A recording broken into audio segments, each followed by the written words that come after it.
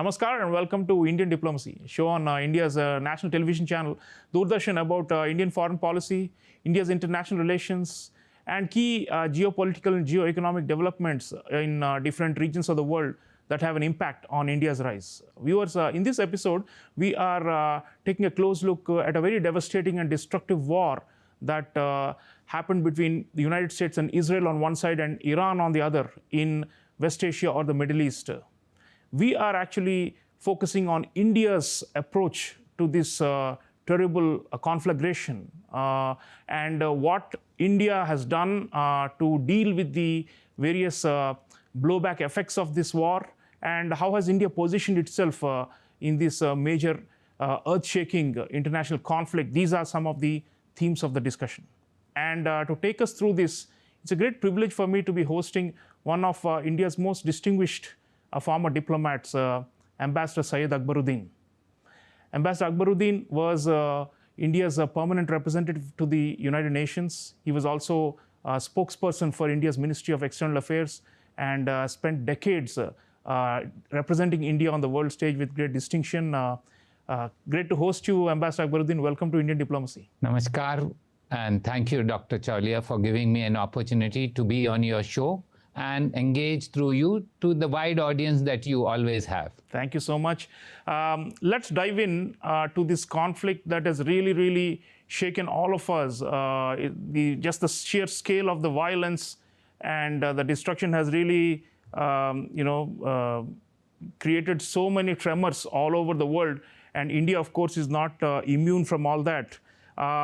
If you were to take a perspective, long-term view of how India approached this conflict, what has been our strategic, take on this whole issue, and especially there's been a lot of talk about what positions we took, what kind of stances we took, what we said or did not say. Some people said strategic silence, strategic restraint. Some people said we are just bystanders and we are not doing anything. And then there are others who are saying we are carefully, pursuing our core interests. So if you could start, Ambassador Akbaruddin, by reflecting overall on our approach to this war and how you would rate India's performance in this whole saga. West Asia is a complex region, and therefore India's approach to it is also not a binary approach. It's a region which is which has multiple arenas. One arena is our engagement with Israel, which is an engagement of technology and security.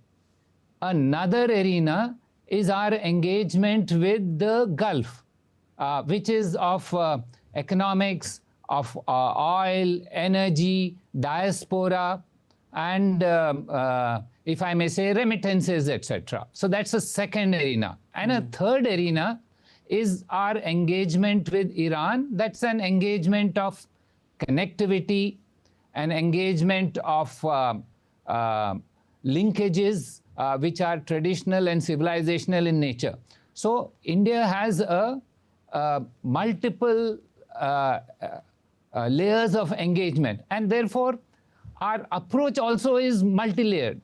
It's not a simple approach where we are only engaged in a binary fashion, that is right or wrong, simple or not simple. So sometimes such engagements look that it is ambiguous, there's a lack of clarity. That's how we see this sometimes.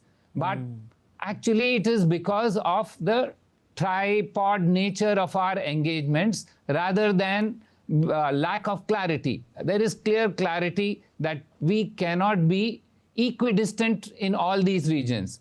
We have a hierarchy of engagements, and that is what makes people who don't understand West Asia not realize that it's too complex a region to look at it in binaries, yes or wrong, right or wrong. Right. So, viewers, Ambassador Akbaruddin is reminding us that ambiguity is inherent to this situation because we have stakes with different players in the region, and we have strategic partnerships with opposing camps in this war. So therefore, naturally, we have to do a tightrope act. And like he said, there is still clarity in spite of this, juggling that we have had to do. Let me take you a little further on this, Ambassador Akbaruddin. Some people have said that we have leaned on the side of the US and Israel, and that effectively we abandoned our strategic partnership with Iran. I mean, that's one view. People have been saying that. But nonetheless, it's noteworthy that India was one of the few countries that the Iranians counted as quote-unquote friendly during this conflict, and actually allowed our oil and gas tankers to pass through the Strait of Hormuz unhampered. So it's quite telling, isn't it? I mean, and you have written a wonderful piece in the Times of India arguing that, our core interests, especially with energy security, were protected by virtue of making sure we were not seen to be partisan. So would you like to elaborate a little more on that? I mean, were we neutral, or would you say, we tilted on one side? But why would it be seen as tilting on one side when actually, if you study the empirical reality on the ground and in the waters of the Persian Gulf, it looks like we got it just right? So if I have to put it in a manner of speaking, I would say that our denser relationships in this region are with the Gulf. That is where our deepest ties and stakes are in trade, in technology, security, energy, and diaspora terms. But hierarchy of ties is not abandonment. India has not joined any anti-Iran front. Iran still matters to India for shipping access, connectivity, and strategic room for maneuver. And I think India has kept that channel open because India can't make false choices in West Asia. So I would say that it is not neat equidistance, and it is not meant to be, because it's not possible to be equidistant. Yeah. But we are choosing carefully, not evenly. And at times, strategically, it looks like a tilt. But actually, optically, it is true. Not strategically, because strategically, we have been engaged with Iran. As you said, we have provided assistance to them in many ways. For example, there was a ship which docked in Chennai. We helped their sailors to get safe harbor there. And they went back. Also, because of our ties with Iran, it has agreed to provide us access for our ships on a case-by-case basis, which is good. We've had more than, I think, 7 or 8 ships which have had resources towards India, and they have come across from the Straits of Hormuz. So I think strategically there is no tilt. Optically, it is possible that some people may interpret it that way, but I don't think that's the correct way of interpreting. Absolutely. Ambassador Akbaruddin, you already mentioned the Gulf countries, and how we have very big stakes there. And since the onset of the crisis, Prime Minister Narendra Modi, External Affairs Minister Dr. Jaishankar have been engaging with the counterparts very intensively with all the Gulf countries, especially UAE, which is our number one, most important strategic partner, and which actually borne the brunt of a lot of Iranian retaliatory strikes and attacks. And in fact, if at all we condemn somebody, we condemned the attacks on the Gulf countries, right? And we were very clear about that. So how would you rate our diplomacy with them? And you already mentioned the energy, but there's also our diaspora there, right? We're almost 10 million, Indians working in those countries. And, we have also wanted to support early resolution of the conflict through peaceful means. And we have been engaging with the Gulf countries in particular. Please tell us more about what you think we have done right with the Gulf countries in particular during this conflict, because in a way they were caught in the crossfire, and they really, their entire, assumptions about security have been shattered during this conflict. So how does India come in there, and what is India's value to these Gulf countries, and how have we sustained them? So while India is pursuing its interests in that region, the Gulf is the center of gravity of India's West Asia policy, because that is where our interests are deepest, that is where our most immediate stakes lie. And these are not abstract issues, they involve people, as you said, shipping lanes, energy flows, remittances, and domestic and economic stability also, because a lot of things that we source from the Gulf help us domestically. And that's why India's diplomacy with the Gulf has been steady rather than theatrical. The priorities have been clear: protect the diaspora, preserve the shipping, secure energy and fertilizer flows, and support de-escalation without turning India into a noisy but ineffective mediator. So that's been our approach in this. And the Gulf is not asking India for a grandstanding, frankly.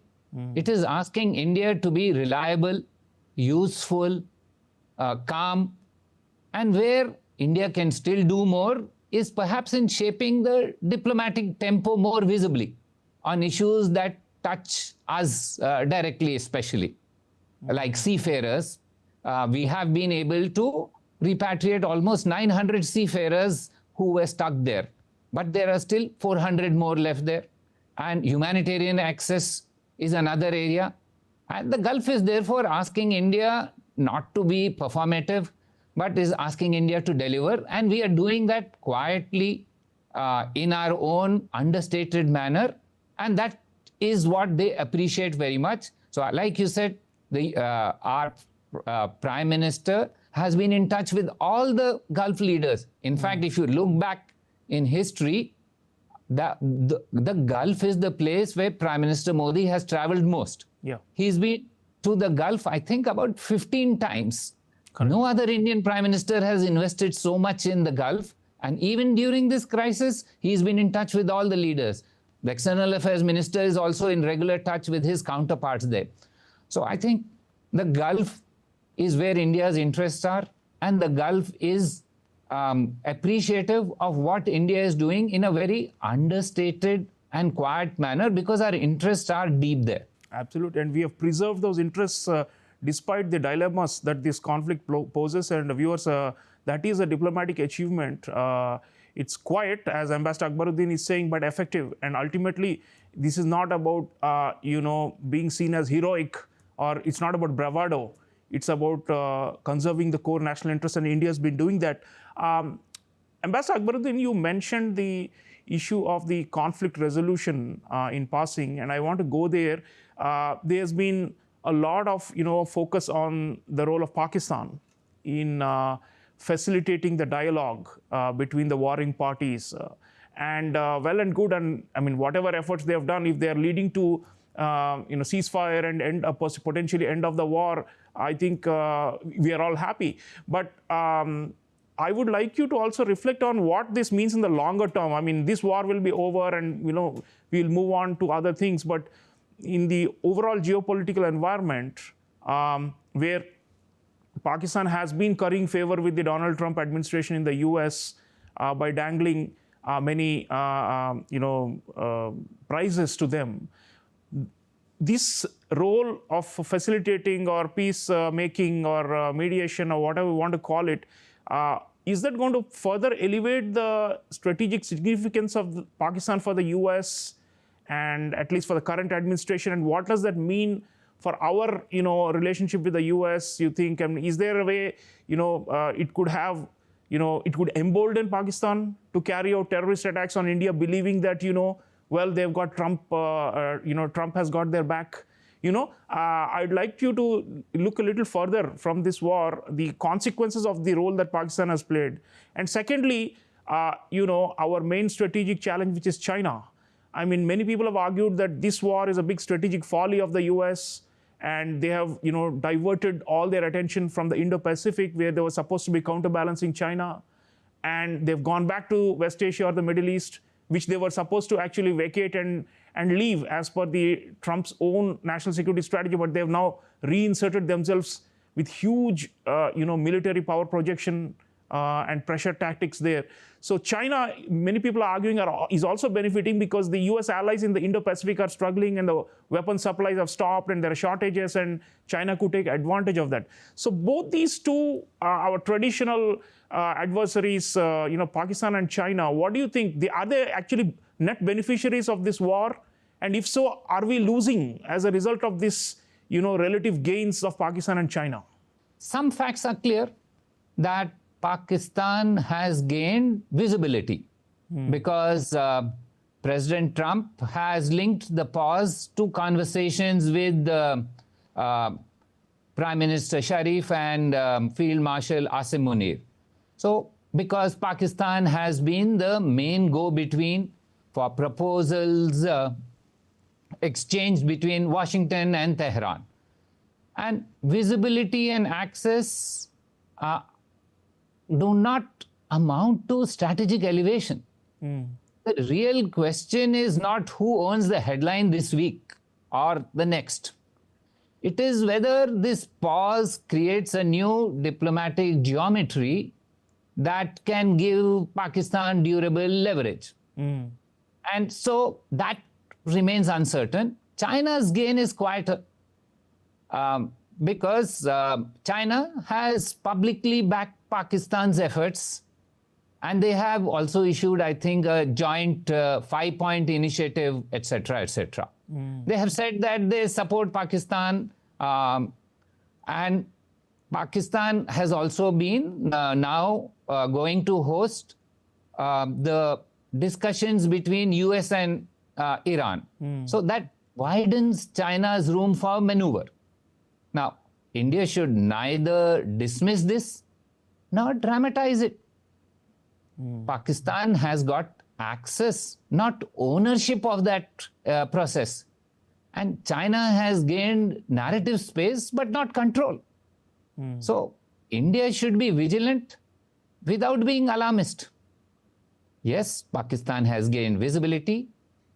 China has gained some diplomatic comfort because it sees its major adversary, USA, in difficult circumstances. But neither has yet secured lasting strategic leverage. The risk for India is real, but arrangements that affect Indians' interests in the future could increasingly be shaped by others unless India also uses this pause to deepen its own diplomatic weight on issues like shipping seafarers, energy issues, Gulf stability. And this is not a time to argue over who can claim moral victory or not. This pause may yet become a start of a diplomatic off-ramp, or it may also prove to be only a short recess before the region slides back into violence. And therefore, India should welcome the breathing space without surrendering its caution. 2 weeks doesn't mean that peace is now established, but it is time. And in a crisis like this, time is something a serious and stable power must use. So India should quietly push for safer passage through Hormuz, because this is key to our interest. Lower insurance rates. There already the government is looking at seeing how it can subsidize insurance rates for our cargo coming from there. Protection of Indian crews, that's a critical area. Continuity in fertilizer flows, because energy everybody knows, but fertilizer is also key. And perhaps we need a more visible Indian role in the practical diplomacy of de-escalation. India doesn't need every spotlight.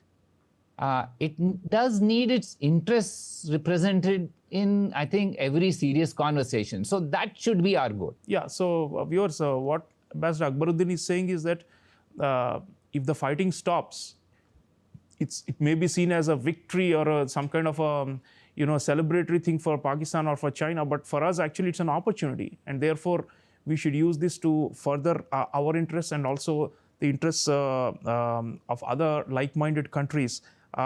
Going there, Ambassador Akbaruddin, we have shown a lot of resilience during this whole crisis.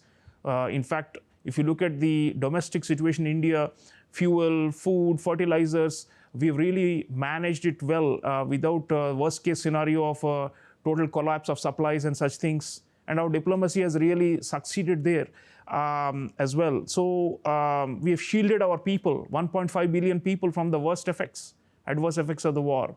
And that is, I think, a big public policy success. You are Dean of the Kautilya School of Public Policy, and I'm sure your students and faculty would be studying this as a case study as well. The question is, by doing so, by protecting India's core interests in a way, 17-18% of humanity are Indians, right? I mean, we are 1.5 billion people. So in a way, we have already, contributed to stability in the world.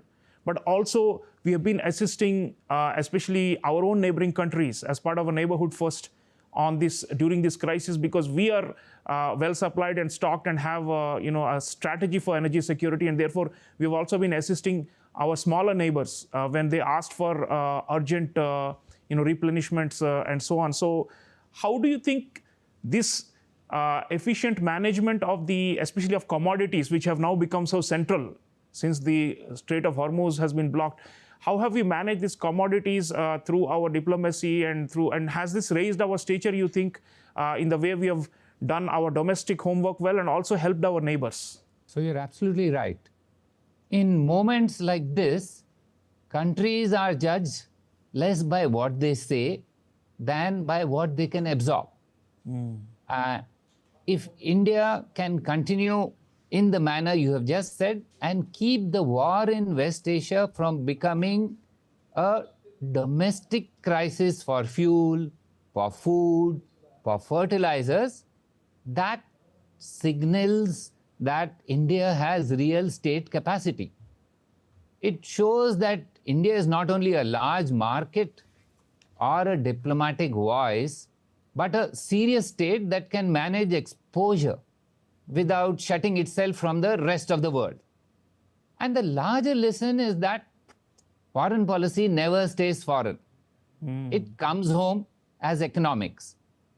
And a country like India that can cushion these shocks without panic earns respect globally, both for what it is doing domestically and what it has done to help its neighbors. As you have mentioned, Sri Lanka, we supplied petroleum and diesel. Bangladesh, through the pipeline, we are supplying them petroleum goods. So, Nepal, we have an ongoing pipeline system for them for energy. So that is how stature rises, not through rhetorical posturing, but actually if you demonstrate competence under pressure.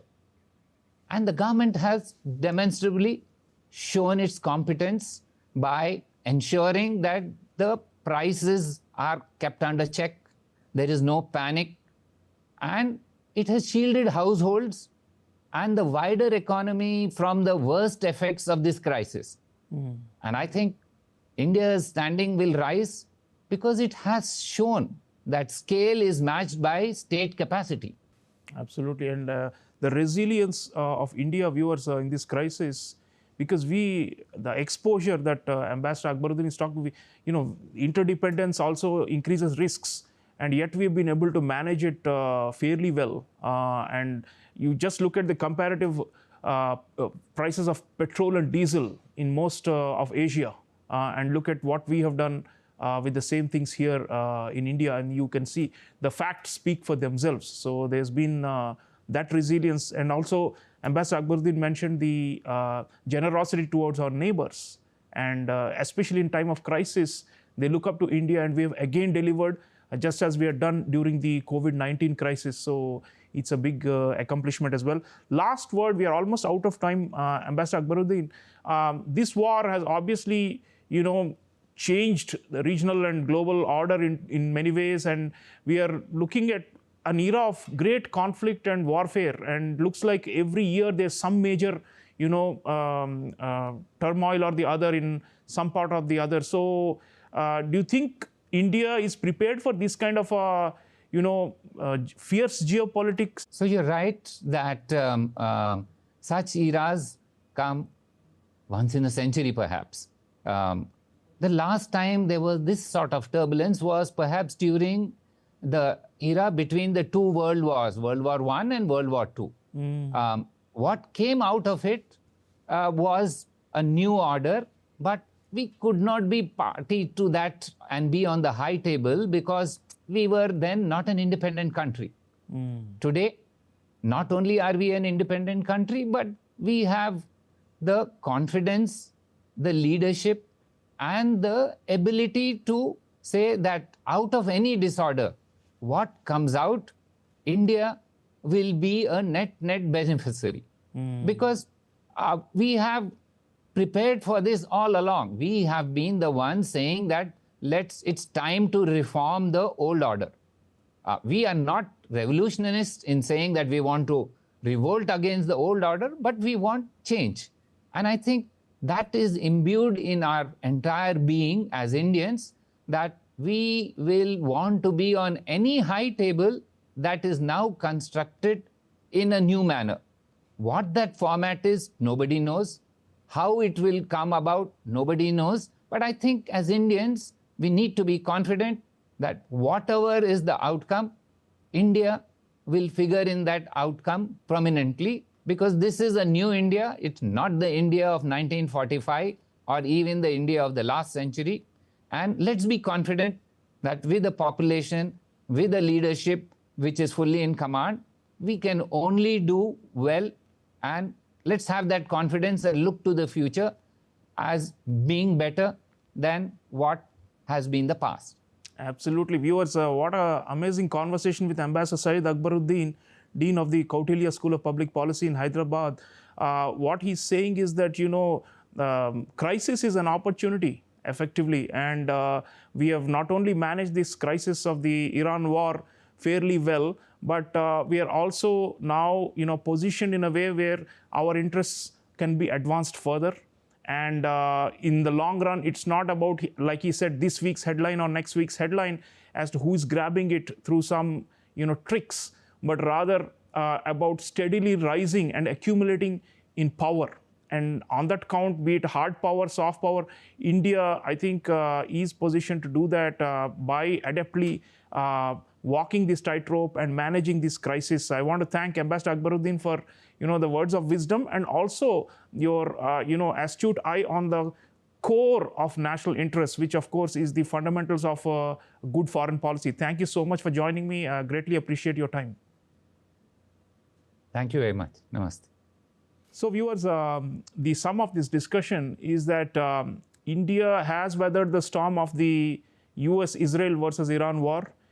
India has done better than what the headlines would tell you.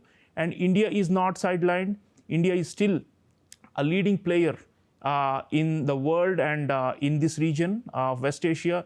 We've got channels to all the major players. And in the long run, we will want to ensure that the gains we have accumulated with all these parties are sustained and go forward, so that they accumulate and accrue to India's rise as a leading power in the world. Thank you for watching. I'll see you again next time. Until then, take care.